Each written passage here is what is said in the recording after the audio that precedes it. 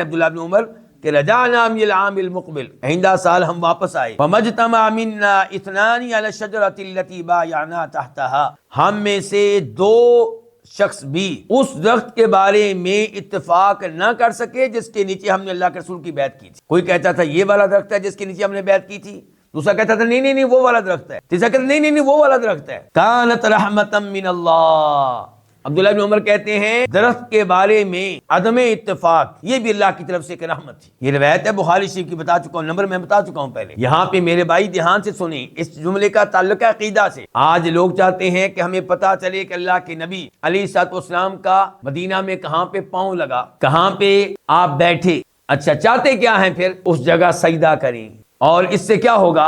آج آپ سجدہ کریں گے، کل وہ سجدہ کرے گا، اور پھر وہ جگہ شرک کا ذریعہ بن جائے گی۔ لوگ سمجھیں گے کہ اس جگہ کو ہاتھ لگائیں گے تو ہاتھ ہمارا جو ہے وہ بیماریوں سے پاک ہو جائے گا، رخسار لگائیں گے تو رخساروں کی جو بیماریاں ہیں وہ ختم ہو جائیں گی۔